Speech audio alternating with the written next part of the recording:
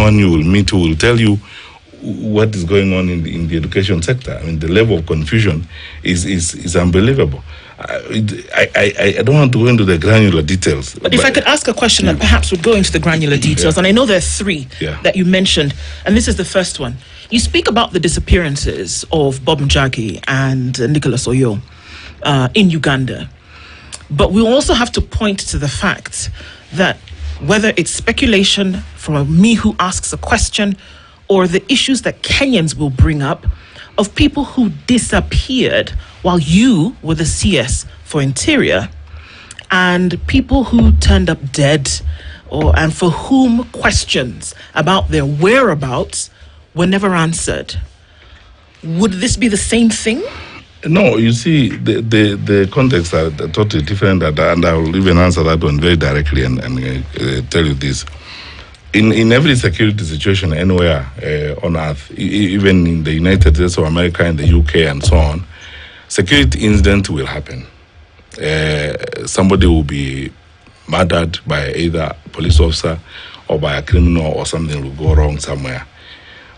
Where the line is drawn is where investigations are done. And as I said, every time when I was in the Ministry of Interior, we got the directions investigations point us. Mm-hmm. And if the direction that the investigations point us is to Dennis Okari, regardless of his status in society, we go there.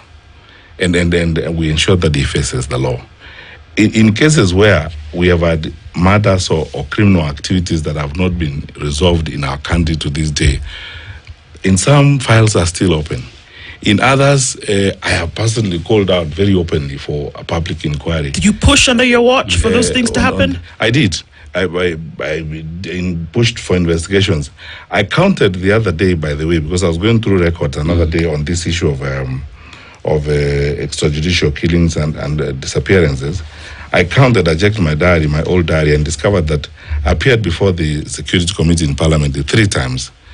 I think 3 or 4 times on this matter of forced disappearances and so on. In some cases, it had to do with the returnees from Al-Shabaab training in Coast and parts of Northeastern in Kenya. And in some others, in fact, I remember it's only one incident where a member of parliament provided actual information and reports on people who had disappeared, and they had disappeared because they had gone to a police station, and we launched the investigation at that time, working also with other agencies that we work with in the region. Mm-hmm. Where there is doubt and where there is information that is not available on how people have disappeared or people's lives have been lost, it is the responsibility of government to conclude the investigations, to pursue as detailed investigations as possible, and I would say it again, go the direction the investigations will point us to.